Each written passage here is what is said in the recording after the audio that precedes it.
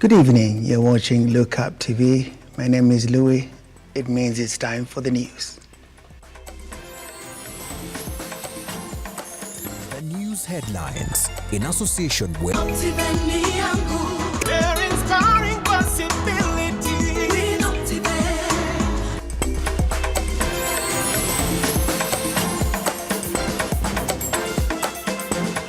Tonight on Look Up News, an assailant is shot after stabbing 3 people at Equity Bank.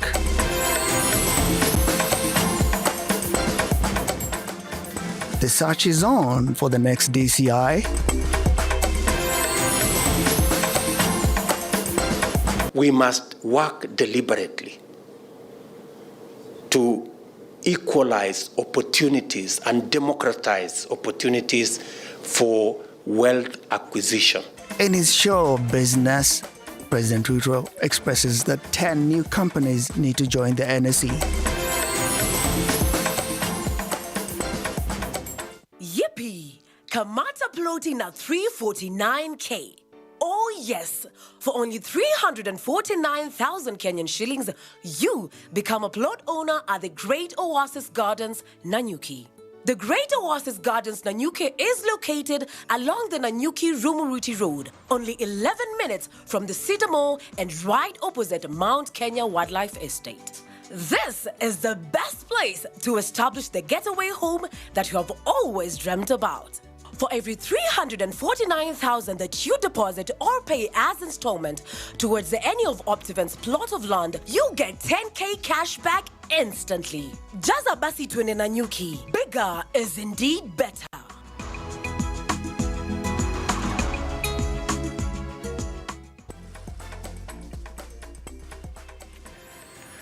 And so it begins, the process of vetting 10 shortlisted candidates seeking to take over from George Kinoti as the next Director of Criminal Investigations began today at the Kenya School of Government. Kinoti tendered his resignation late last month. President William Ruto accepted the resignation of George Kinoti as the investigation unit's boss after a 4-year stint. At least 253 Kenyans sent in their applications in a bid to succeed Kinoti, top among them key figures from various security organs in the country. Today marks the onset of our interviews to fill the vacant position of the Directorate of Criminal Investigation. It's good to confirm that we did receive 253 applications. At the close of application timeline on the midnight of 6th October 2022. We proceeded to review and peruse over all these applications, and we looked at all the requirements that we asked for, and we shortlisted 10 best candidates.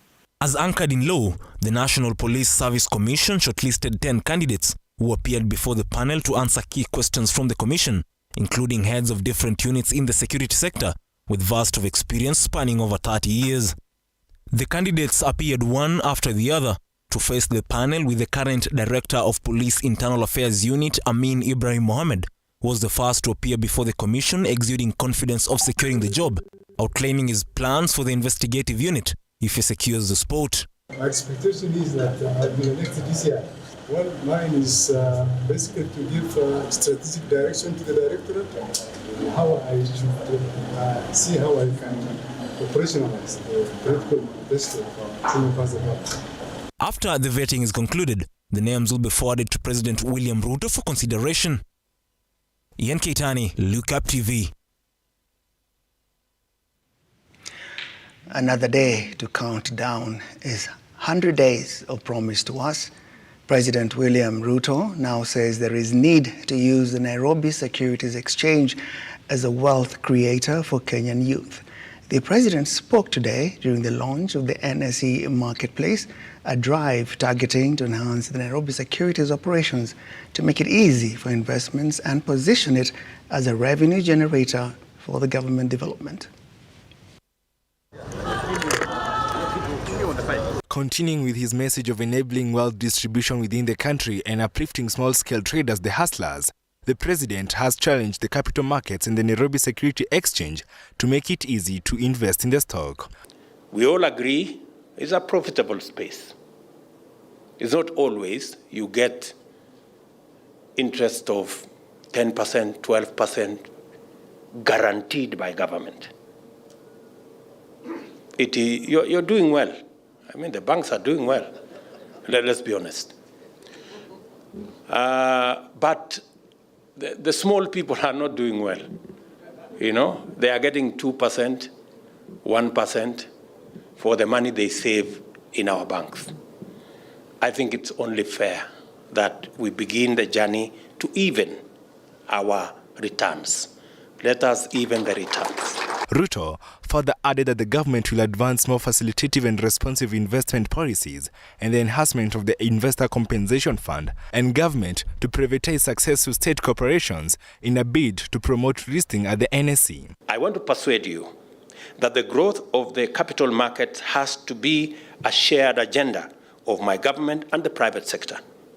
There is need for both sectors to work together in good faith, develop trust, and make reciprocal contribution to its success. Reacting to the call from the president, the chairperson of the board of Nairobi Security Exchange, Kiprono Kitoni, indicated that they plan to accelerate onboarding of local companies onto the market, putting a number on the table. 5 companies in the next 12 months, in a market where the last listing happened in 2015. It will be an uphill task for CMA to achieve such a feat in such a short period. Not experienced commensurate, robust growth over the last 10 years. In fact, the last few years have been particularly depressing. The situation has decreased domestic and foreign direct investment in our country that is usually channeled through the capital markets. In our view, Kenya, being one of the most promising frontier economies in the world, may soon not have the public capital markets to match the dynamism if the challenge is not adequately addressed. Present at the event were top-listed companies CEOs like Safaricom CEO Peter Ndegwa and Equity Bank's Managing Director and CEO James Mwangi, among others, who all reaffirmed the president's belief that the NSE presented opportunities for wealth creation. As a corporate and as a technology company, we can work with NSE and the CMA to make it easier. Your Excellency, we are ready to work with the NSE and key partners to educate, to innovate, and to digitize and improve convenience, especially for retail investors and medium-sized businesses who want to raise funding. Equity today has grown. When we rang the bell, the market cap was 4 billion shillings. The balance sheet was 12 billion shillings. Today, the market cap, Your Excellency, is 175 billion and a balance sheet of 1.4 trillion shillings. That is a very complex organization. A new dawn for a market that has been declared the second worst performing in Eastern Central Africa in 2022. Will this be the magic bullet to unlocking the market? And will Kenyans see the need to invest at the NSE? For now, the 5 companies to be listed before the end of the year is a good start. Edwin John Mokora, Look Up TV. Quick to bite at the heels of the president, which is the official duty, Azimio One Kenya coalition has opposed the government's lifting of the ban against genetically modified foods. Stephen Kalonzo Musyoka now says the decision to lift the ban did not benefit from public participation and instead was based on false research. Point number 4, I'm now at page 5. I told you there are 6 pages. Science has shown gray areas as far as the safety of consumption of GMOs is concerned. This poses a grave challenge to already emaciated healthcare system in the long term. The dependence of GMOs on toxic herbicides is a threat to human health and the environment. The rush, therefore, to introduce GMO is alarming when the A-board in society, as well as many developed countries, are going organic. In fact, you go to any supermarket in Europe and you want to buy GMO food, the shop owners will tell you this is GMO, this is organic. and the organic food is more expensive than the GMO. This is the reality. We therefore must remain organic and avoid acceleration of food-related diseases such as cancer. Number 6, on such a weighty matter, especially as concerns food and food security, there should have been nationwide discourse through public engagement, education, and participation. The government did not engage in public participation. We shall therefore be progressing this conversation to the National Assembly and to the Senate. We urge our leaders to take this challenge. Always very quick to join in, Azimio leader Raila Odinga has castigated President William Ruto's government, claiming their first 100-day promises to Kenya are really not possible. He was speaking at a forum in Jivaji Gardens in Nairobi, where Odinga said Kenyans are still suffering from the high cost of living and the high price of commodities, and no promise yet has materialized.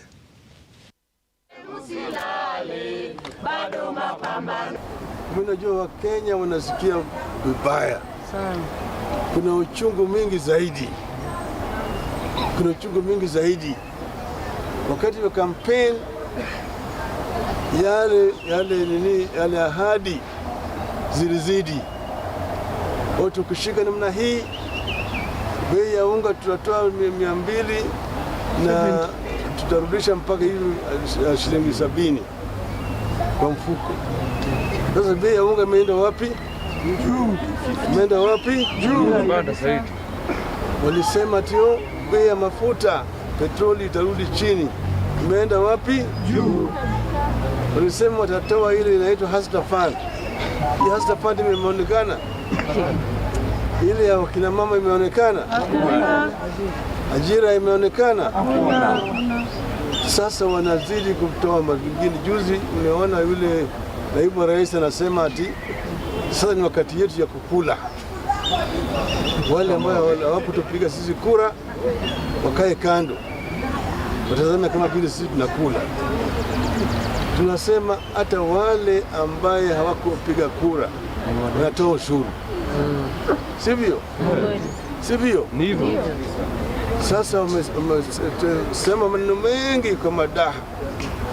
Wanasahau manake wao ni kama ngiri. Hawanasahau kubwa.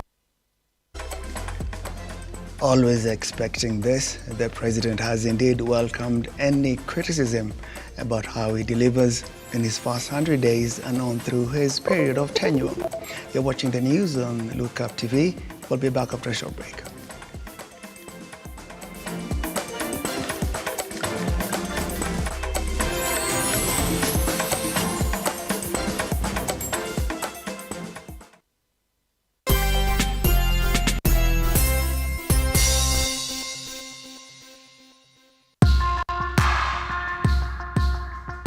Born a man, the society bestows tough responsibilities upon you. Lazima uwe mtu wa bidii, ukija kuoa lazima uwe ni provider. If you're not able to provide, that's a challenge. It takes a toll on a man. It takes someone who is strong enough to face it. This is Born a Man.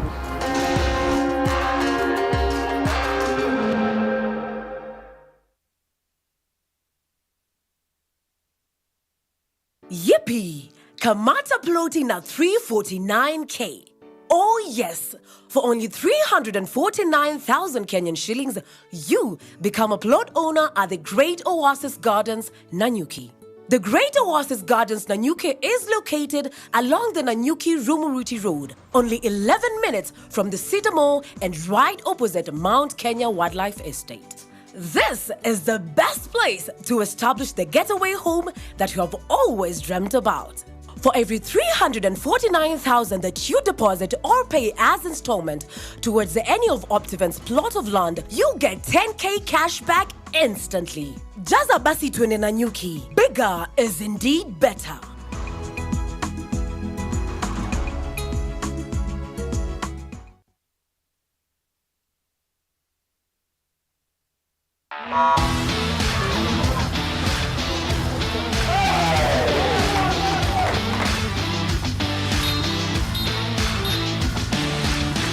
hapa ndio nimefika nyumba ya boxing.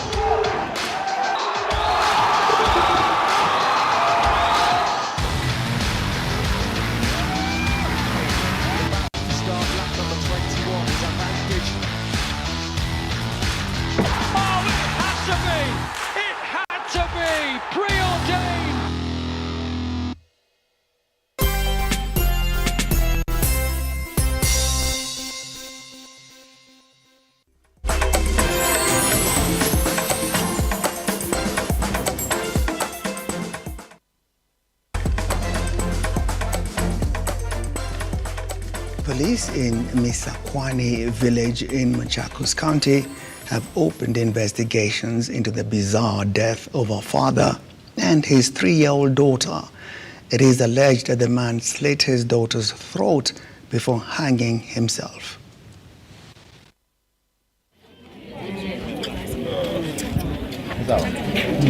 It was shock and grief at Misakwani village, Machakos County, following the bizarre death of a man and his daughter.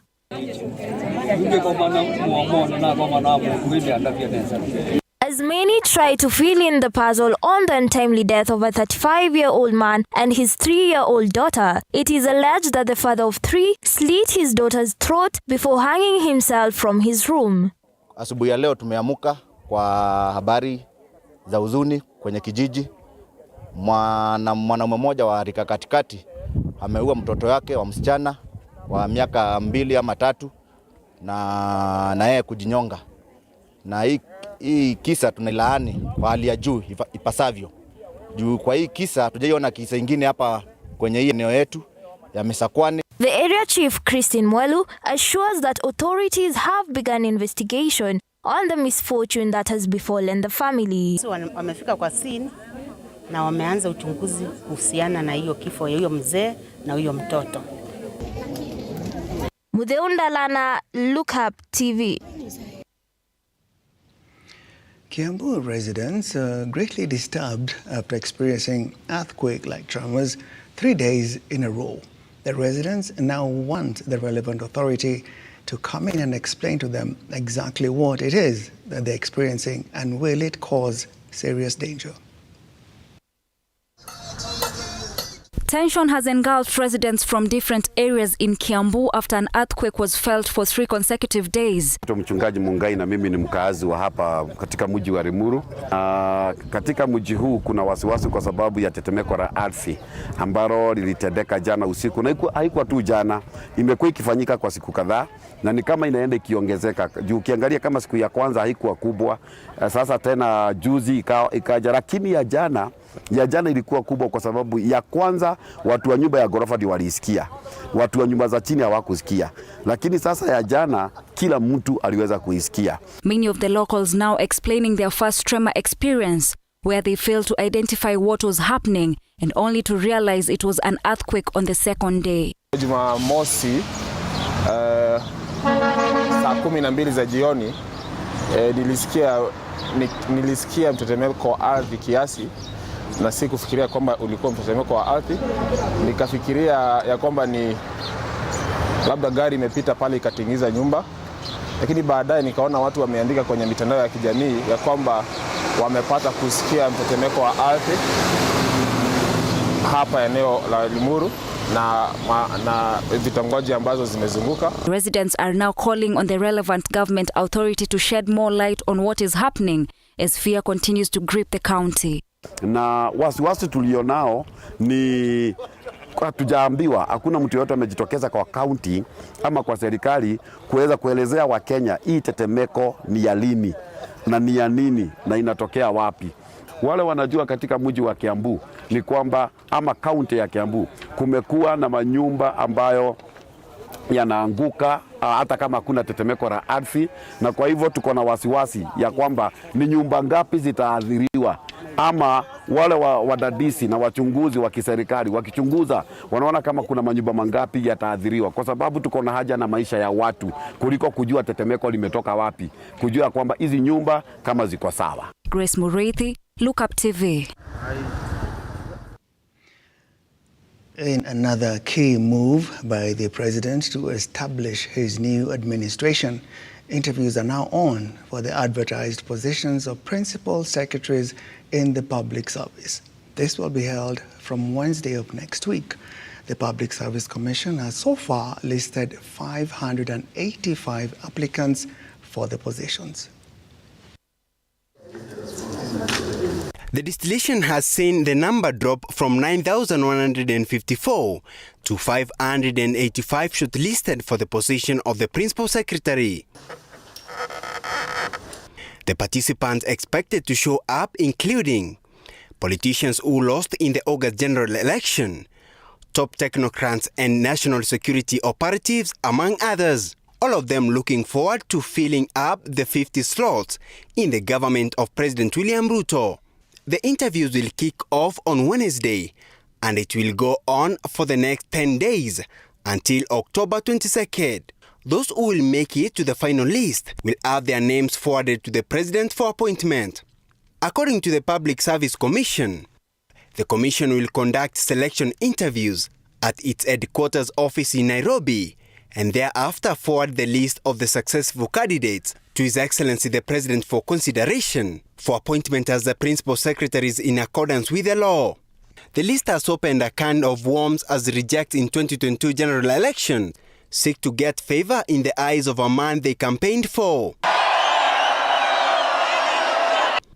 Among the candidates are former nominated Senator Isaac Mwaura and former nominated MP David Ole Sankok, former ambassador to Pakistan Professor Julius Bitok, former Samburu Governor Moses Lenokulal, former Nairobi Deputy Governor Jonathan Mweke, as well as former Kisii Deputy Governor Joash Mangi. The list also includes former Langata MP Nixon Korir and members of President William Ruto's Economic Advisory Council such as Alfred Ombudo and Dr. Irene Asienga. Some 20 principal secretaries appointed in former President Uhuru Kenyatta's tenure were also shortlisted. President Ruto's allies who lost in the August 9 general election, such as former Kiminini Member of Parliament Chris Wamalwa, former Narok Governor Samuel Tunai, former Wajir West Member of Parliament Hamed Kolosh, and former Isiolo Women Representative Rehema Jeldesa, will also be interviewed for the position. The Kenya Kwanza administration will have 50 principal secretaries,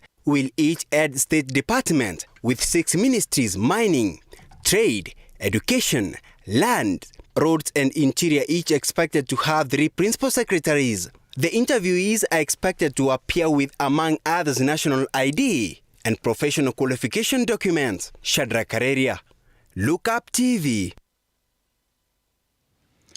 We shall be following this process with very keen interest on your behalf. Separately, as the world marks Mental Health Day, it has been noted that there is an urgent need for the integration of mental health care into primary health care so as to ensure the services are easily available and accessible at the community level. World commemorates Mental Health Day. World Health Organization opines that there is an urgent need for the integration of mental health care into primary health care so as to make sure that the services are available and easily accessed at the community level. This was the plot scenery at the Kodiaga Maximum Prison in Kisumu, where the 2022 World Mental Health Day took place.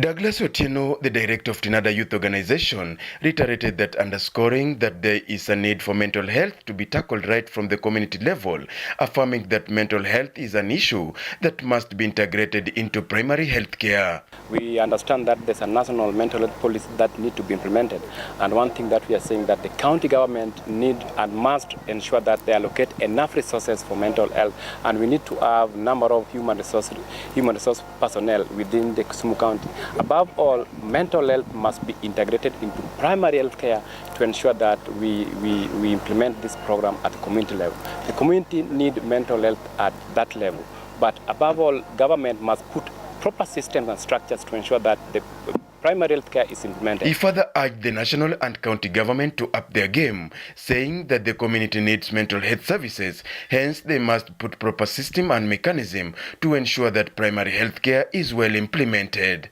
On his part, the Kisumu County CEC for Health and Sanitation, Dr. Gregory Ganda, said the program launched will help in building the capacity institution to deliver the mental health package in the Lakeside County and beyond. Today we were launching a program here at the Kenya prisons, in the regional office, in Kodiaga prisons. That is a program that is going to look at mental health using a multi-sectoral approach. So it's a two-pronged thing, celebrating it with the rest of the world, but also launching a program here in Kisumu in terms of starting first of all with the primary health care and building the capacity and institutions that will help us to be able to deliver the mental health package to the people of Kisumu in terms of preventive and promotive. As stated by Mike Wanjengu, the program's coordinator at another youth organization, there is need for keeping updated data through community health workers to help in achieving and improving more information on mental health amongst the communities. TINADA, we came into the mental health field, and one of the things that we found was a big gap was the lack of data. And so we embarked on collecting data. We did a research in 2019, which informed our current project, which is called Imarisha Mental Health Integrated Initiative. And basically, this project aims at achieving 3 objectives. And the first objective is about creating, giving information or improving the levels of knowledge and information about mental health in the communities. The second one is about ensuring that there is access to health care for persons who have mental health conditions and psychosocial disabilities. And the third one is ensuring that there are systems and structures set up in the county government of Kisumu to be able to support mental health programming. We need to take more steps to actually put all the words into action. And I think, as Mike was saying, a few items which we need to do is like we need to continue collecting data, because all the data we currently have are from the hospital system, from the institutionalized system, and really this is only representing a small minority of our patients. The majority of our patients are actually in the communities, in schools, in the prison system, as we learned today and as we already knew. But we really need to collect the data, and I think the community health volunteers and the community health extension workers in Kenya will assist us here very nicely. Daniel Dembede, Look Up TV, Kisumu County.